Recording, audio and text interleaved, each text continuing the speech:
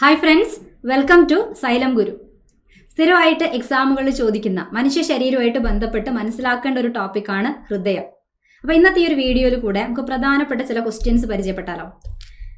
അപ്പോൾ നോക്കുക, ഇതാ ഹൃദയമായിട്ട് ബന്ധപ്പെട്ട് സ്ഥിരം ക്വസ്റ്റ്യൻസ് കാണുന്നതാണ് അല്ലേ. ഹൃദയത്തിന്റെ അറകൾ എത്ര എണ്ണമാണ്, മുകളിലത്തെ അറയിന്റെ പേരെന്താണ്, താഴെയുള്ള അറകളുടെ പേരെന്താണ്, ഇങ്ങനെ പല രീതിയിലുള്ള ക്വസ്റ്റ്യൻസ് കാണാം. അപ്പോൾ നമുക്ക് നോക്കാം എന്തൊക്കെയാണ് പ്രധാനപ്പെട്ട കാര്യം. അപ്പോൾ ഹൃദയം പഠിക്കുന്ന സമയത്ത് നമ്മൾ സ്ഥിരമായി കേൾക്കുന്നതാണ് രക്തപര്യന വ്യവസ്ഥ എന്ന് പറയുന്ന ഒരു വാക്ക്. എന്ന് വെച്ചാൽ നമ്മുടെ ശരീരത്തിലുള്ള രക്തം ഒഴുകിപ്പോകുന്ന രക്തക്കുഴല്, ആ രക്തത്തിനെ പമ്പ് ചെയ്യുന്നതാണ് ആര്, നമ്മളെ ഹൃദയം.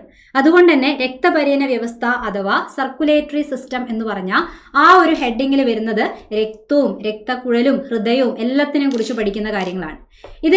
ഇതിന്റെ കേന്ദ്രമായിട്ട് അറിയപ്പെടുന്നതാണ് ആര്, നമ്മളെ ഹൃദയം. അപ്പൊ രക്തപര്യന വ്യവസ്ഥയുടെ കേന്ദ്രം ഏതാണ്?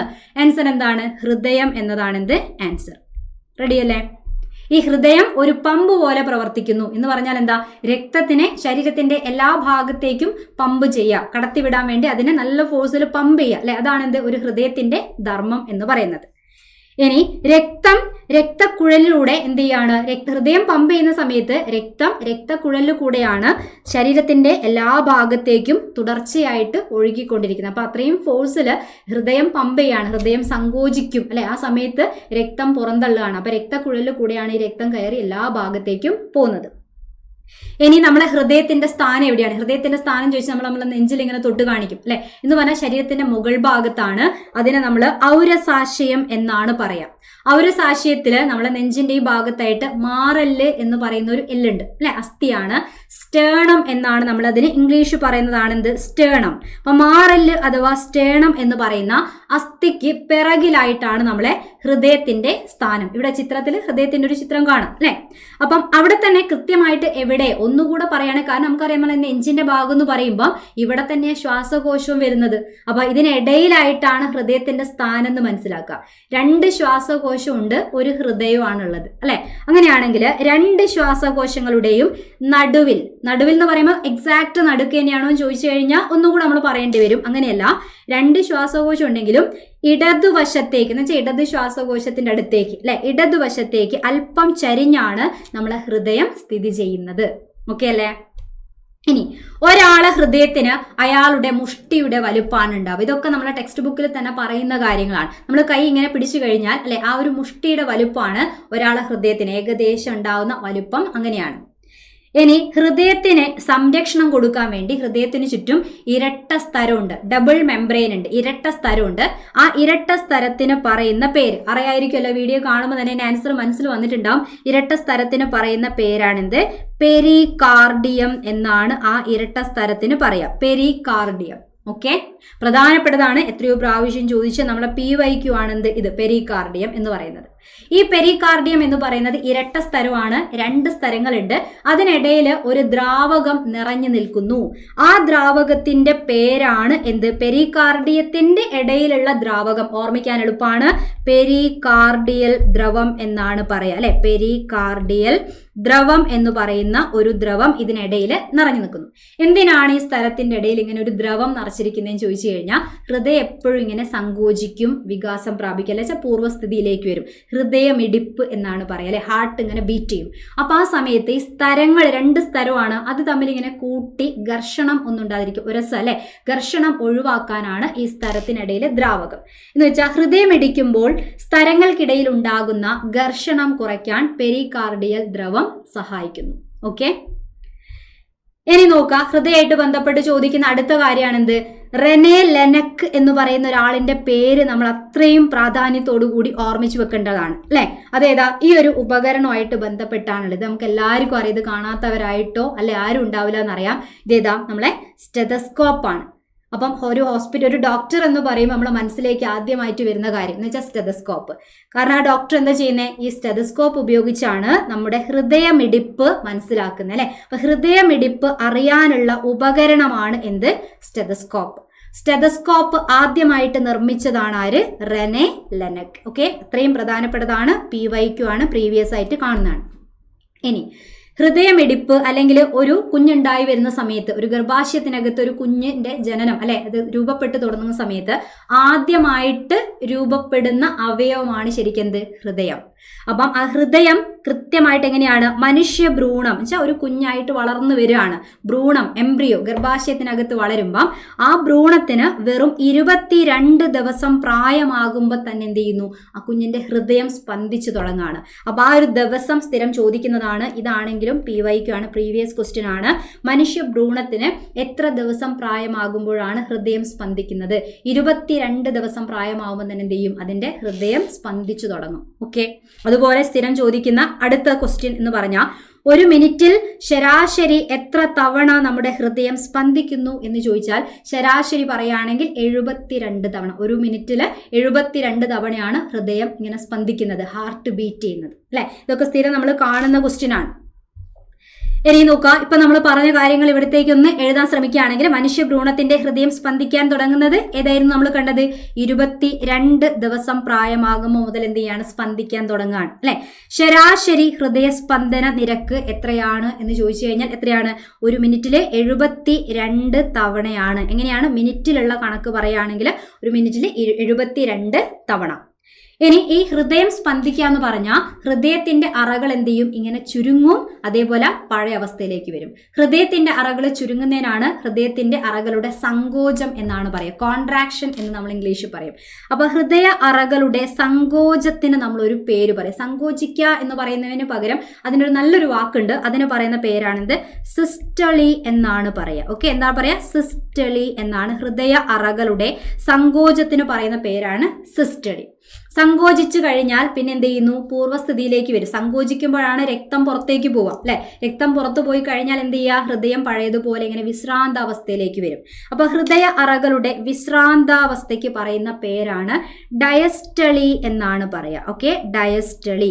അപ്പം ഡയസ്റ്റളി എന്ന് തന്നെ നമ്മൾ ഇംഗ്ലീഷിലുള്ള വാക്ക് തന്നെയാണ് എന്ത് ചെയ്യുന്നത്, മലയാളത്തിൽ ഇംഗ്ലീഷിലൊക്കെ ആക്കിയിട്ട് അങ്ങനെ തന്നെയാണ് ഓർമ്മിച്ചു വെക്കുക. സിസ്റ്റളി സങ്കോചം, സങ്കോചം സിസ്റ്റളി രണ്ടു സായിലാ തുടങ്ങുന്നത് അല്ലെ. അപ്പൊ റിലാക്സ് ചെയ്യുക, പഴയ പൊസിഷനിലേക്ക് വരിക എന്ന് പറയുമ്പോൾ ആ സാ എന്ന് പറയുന്ന ലെറ്റർ ഒന്ന് തിരിച്ചിട്ടത് ആലോചിച്ചാൽ മതി. ഡ എന്ന് എഴുതുന്നത് ഒരു തിരിച്ചിട്ടതുപോലെ അല്ലെ. അപ്പൊ ഏതാണ്? ഡയസ്റ്റളി എന്നാണ് പറയാം. അപ്പം ഒരു മിനിറ്റിൽ 72 തവണ ഹാർട്ട് ഇങ്ങനെ ബീറ്റ് ചെയ്യുന്നു. അപ്പോൾ ഒരു പ്രാവശ്യം സങ്കോചിച്ച് വിശ്രാന്താവസ്ഥയിലേക്ക് വരുന്നതാണ് ഒരു ഹൃദയസ്പന്ദനം, ഒരു ഹാർട്ട് ബീറ്റ്. അതിനെത്ര സമയം എടുക്കുമെന്ന് ചോദിച്ചാൽ ആ സമയവും പ്രധാനപ്പെട്ടതാണ്, ഓർമ്മിച്ചു വെക്കണം. അതിന്റെ സമയമാണ് എന്ത്? 0.8 സെക്കൻഡ് ആണ് അതിനെടുക്കുന്ന സമയം. ഓക്കെ, മാറിപ്പോവരുത്. ഓരോന്നും പ്രധാനപ്പെട്ടത്. 22 ദിവസം 72 തവണ 0.8 സെക്കൻഡ് എന്നൊക്കെ പറയുന്ന ആ ഒരു കാര്യം കറക്റ്റായിട്ട് മാർക്ക് ചെയ്ത് വെച്ച് പഠിക്കാം. ഇനി സ്ഥിരമായിട്ട് ഓരോ ജീവികളെ ചിത്രം കണ്ടുകൊണ്ട് അല്ലെങ്കിൽ ആ പേര് കേട്ടുകൊണ്ട് നമ്മൾ അതിന്റെ അറകൾ, ഹൃദയത്തിന്റെ അറകളുടെ എണ്ണം പഠിക്കാറുണ്ട് അല്ലെ. അപ്പൊ അങ്ങനെയാണെങ്കിൽ ഇത് ഒക്കെ ചോദിക്കുന്നത് നമ്മൾ SCERT ഫാക്ടിന് അടിസ്ഥാനമായിട്ട് തന്നെയാണ് ഈ ക്വസ്റ്റ്യൻസ് ഒക്കെ വരുന്നത്. അപ്പൊ ഇതിൽ നോക്കാം, ഇവിടെ ഓരോ ജീവികളെ കൊടുത്തപ്പം ഇവിടെ ഏതാണുള്ളത്? പല്ലി അല്ലെ. പല്ലിനെ പറ്റി കൊടുത്തിട്ടുണ്ട്. പല്ലി എന്ന് പറഞ്ഞാൽ ശരിക്കും എന്താ? ഉരകം. ഉരകം എന്ന് പറയുന്ന കാറ്റഗറിയിൽ വരുന്നതാണ്, റെപ്റ്റൈലുകളാണ്. ഇതിന്റെ ഹൃദയത്തിന് എത്ര അറകളുണ്ട് എന്ന് ചോദിച്ചാൽ എത്ര അറകളാണ്? 3 അറകളാണ് ഉരകത്തിനുള്ളത്. അപ്പൊ ഉരകത്തിൽ പെടുന്ന ഏത് ജീവി ആയി കഴിഞ്ഞാലും 3 അറകൾ കാണാൻ പറ്റും. അപ്പൊ അതിനൊരു എക്സാമ്പിൾ ആണ് ആര്? പല്ലി. അപ്പൊ പല്ലിയിലെ ഹൃദയത്തിന് എത്ര അറകളാ? 3 അറകളാണുള്ളത്. പക്ഷേ ഒരു കുറച്ചും കൂടെ നമ്മൾ കറക്റ്റ് ഓർമ്മിച്ചു വെക്കുക, മാറിപ്പോകാൻ സാധ്യതയുള്ളതാണ്. ഉരകത്തിൽ തന്നെ വരുന്ന ആളാണ് ആര്? മുതല, അല്ലെങ്കിൽ നമ്മൾ ചീങ്കണ്ണി എന്നൊക്കെ പറയും അല്ലെ. ഇതിന്റെ ഹൃദയത്തിന് ഉരകമാണെങ്കിൽ പോലും ഹൃദയത്തിന് 4 അറകളുള്ള, ഉരകമാണ് എന്നാലും 4 അറകളുള്ള സാധനമാണ് എന്ത്? ഈ മുതല. നമ്മളിങ്ങനെ ആലോചിച്ച് വെക്കും, മുതല വല്ലാത്തൊരു മുതലാണ്, അതുകൊണ്ട് എല്ലാവർക്കും 3 എണ്ണമുള്ള സമയത്ത് ഇവർക്ക് 4 അറയാണുള്ളത്. അങ്ങനെ ആലോചിച്ച് വെച്ചാൽ മതി. അപ്പൊ 4 എണ്ണമാണുള്ളത്. പക്ഷികളെ കുറിച്ച് നോക്കുകയാണെങ്കിൽ പക്ഷികളെ ഹൃദയത്തിന് എത്രയാണ്? 4 അറകൾ തന്നെയാണ് പക്ഷികൾക്കുള്ളത്. ഇനി നമ്മൾ ടെക്സ്റ്റ് കൊടുത്തതാണ്. അപ്പം പിന്നെ ഏതാണ്? ഈ മണ്ണിര അല്ലെ. മണ്ണിരനെ പറ്റി ചോദിക്കുമ്പം മണ്ണിരയ്ക്ക് 5 ജോഡി പാർശ്വ ഹൃദയങ്ങളാണുള്ളത്. ഹൃദയത്തിന്റെ അറകൾ എന്ന് പറയുന്നതിന് പകരം ഹൃദയത്തിന്റെ എണ്ണമായിട്ടാണ് പറയാ. 5 ജോഡി പാർശ്വ ഹൃദയങ്ങളാണ് മണ്ണിരയ്ക്കുള്ളത്. ഇനി അടുത്തത് ഏതാ?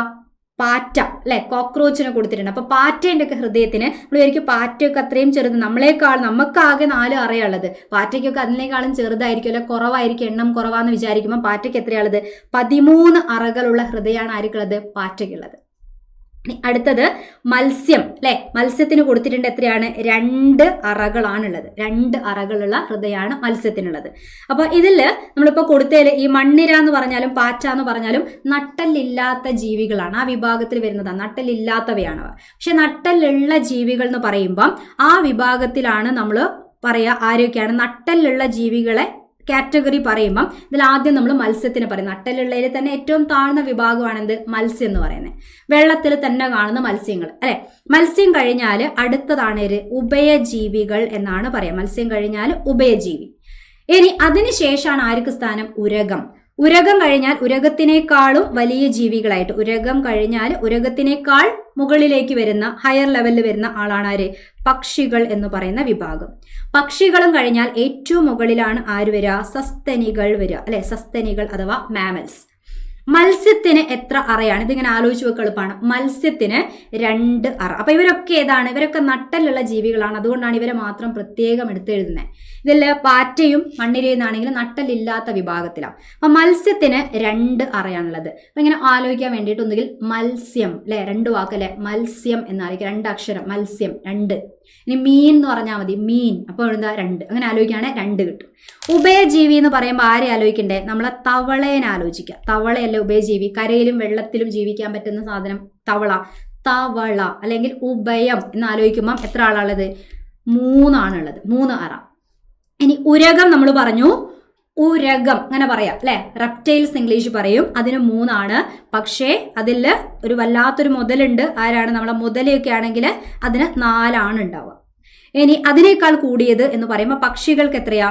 പക്ഷികൾ എത്രയാണുള്ളത്? 4 എണ്ണാണുള്ളത്. പക്ഷി എന്ന് മാത്രമൊക്കെ പറഞ്ഞ എണ്ണം കിട്ടുമൊന്നുമില്ല കേട്ടോ. ഞാൻ ജസ്റ്റ് ഒരു കോഡ് പോലെ പറയുന്നേ ഉള്ളൂ. കോഡൊന്നും അല്ല, ഒന്ന് ഓർമ്മിക്കാൻ വേണ്ടി. പക്ഷികൾക്ക് 4. അത് കഴിഞ്ഞാൽ സസ്തനികൾ എന്ന് പറഞ്ഞാൽ മാമൽസ് ആണ്. നമ്മളൊക്കെ ആരാ? സസ്തനി എന്ന് പറയുന്ന ഗ്രൂപ്പിലാണ് വരിക അല്ലെ. അപ്പൊ സസ്തനികൾക്ക് 4. അപ്പൊ ഹൃദയത്തിന് 4 അറകൾ ഉണ്ടാവുക എന്ന് പറയുന്നതാണ് നട്ടലുള്ള ജീവികളുടെ ഏറ്റവും കൂടിയ നമ്പർ. എത്രയാ? 4 അറകളാണ്. അപ്പൊ പക്ഷികളാണെങ്കിലും സസ്തനികളാണെങ്കിലും അതിന്റെ ഹൃദയത്തിൽ 4 അറകളാണ് ഉണ്ടാവുക. ബാക്കിയുള്ളതിന്റെ ഓരോന്നിന്റെ എണ്ണം ഓർമ്മിച്ചു വെക്കുക. സ്ഥിരമായിട്ട് ക്വസ്റ്റ്യൻസ് വരുന്നൊരു ഏരിയ ആണ്. ഇനി അടുത്ത് നോക്കാം. അപ്പൊ മനുഷ്യ ഹൃദയത്തിലെ അറകളുടെ എണ്ണം എത്ര? ഇപ്പൊ നമ്മൾ എല്ലാത്തിന്റെയും അറകൾ പഠിച്ചു. അങ്ങനെയാണ് മനുഷ്യന്റെ കേസ് പറയുമ്പോൾ ആരെയാ? സസ്തനീന്റെ എണ്ണോ പറയണ്ടേ? അപ്പൊ 4 അറകളാണുള്ളത് അല്ലെ. അപ്പൊ ഈ ഹൃദയത്തിന് 4 അറയുണ്ടെങ്കിൽ 2 അറ മുകളിലും 2 അറ താഴെയായിട്ടാണ് ഉണ്ടാവുക. ജസ്റ്റ് നമ്മളൊന്നിങ്ങനെ വരച്ചു നോക്കുകയാണെങ്കിൽ ഒരു ഹൃദയത്തിന്റെ ഘടന ഇങ്ങനെ വരയ്ക്കുമ്പോൾ ഇതിൽ 2 അറകളും ഉള്ളു. ഒന്നിവിടെ 2, 3, 4 അറകൾ അല്ലെ. അപ്പൊ ആദ്യം 1, 2 ആൾക്കാർ മുകളിലത്തെ അറയാണ് എന്ന് പറഞ്ഞാൽ 1, 2 എന്ന് മാർക്ക് ചെയ്തത് മുകളിലത്തെ അറ, 3, 4 എന്ന് മാർക്ക് ചെയ്തത് താഴത്തെ അറ. അപ്പം ഹൃദയത്തിന്റെ മുകളിലത്തെ അറകൾക്ക് എന്തെങ്കിലും പേരുണ്ടോ എന്ന് ചോദിച്ചാൽ മുകളിലത്തെ അറകൾക്കാണ് നമ്മൾ എന്ത് പറയാ? ഏട്രിയം എന്നാണ് പറയാ. ഏട്രിയം എന്നുള്ള വാക്ക് അതേപോലെ ഓറിക്കിൾ എന്ന് പറയുന്ന ഒരു വാക്കും ഉപയോഗിക്കാറുണ്ട്. ഇപ്പൊ ടെക്സ്റ്റ് ബുക്കിൽ ഏട്രിയം എന്നുള്ള വാക്കാണ് കാണാൻ പറ്റുക. താഴെയില്ലേ 2 അറകൾ? 4 എന്ന് പറയുമ്പോൾ 2 മുകളിലാണ്, 2 താഴെ ഉണ്ടാവും. താഴെയുള്ള അറകൾ അറിയപ്പെടുന്നതാണ് എന്ത്? വെൻട്രിക്കിൾ എന്നാണ് പറയുക. ഓക്കെ. അപ്പൊ 2 ഏട്രിയവും 2 വെൻട്രിക്കിളും ആണ് മനുഷ്യ ഹൃദയത്തിൽ നമുക്ക് കാണാൻ പറ്റുക. ഓക്കെ. അപ്പോൾ മനുഷ്യ ഹൃദയത്തിന്റെ കൂടുതൽ ഘടനയും കാര്യങ്ങളും പഠിക്കുന്നതിന് മുൻപ് നമ്മൾ ജസ്റ്റ് ഒന്ന് ഓർമ്മിച്ച് വെക്കണം, മനസ്സിലാക്കേണ്ട കാര്യമാണ്. ഹൃദയത്തിന് ഇപ്പം മുകളിൽ താഴ എന്ന് പറഞ്ഞുകൊണ്ട് അറ പഠിച്ചതുപോലെ വലതുഭാഗം ഇടതുഭാഗം എന്നും പറഞ്ഞുകൊണ്ട് 2 സൈഡാക്കി നമുക്ക് മാറ്റിയാലാണ് എളുപ്പത്തിൽ പഠിക്കാൻ പറ്റുക. അപ്പൊ ഈ ഒരു ഭാഗമാണെങ്കിൽ ഇത് ഹൃദയത്തിന്റെ ഇടതുഭാഗം, ഇത് എവിടെയാണ്? ഇത് വലതുഭാഗം എന്ന് ഓർമ്മിക്കുകയാണെങ്കിൽ ഹൃദയത്തിന്റെ വലതും ഇടതും ഭാഗങ്ങളൊക്കെ കൃത്യമായിട്ട് ഭിത്തി വെച്ച് ഇങ്ങനെ തരംതിരിച്ചിട്ടുണ്ട്. മുകളിൽ താഴ ഇടത് വലത് എന്നൊക്കെ പറഞ്ഞുകൊണ്ട് കറക്റ്റ് സെപ്പറേഷൻ ഉണ്ട്.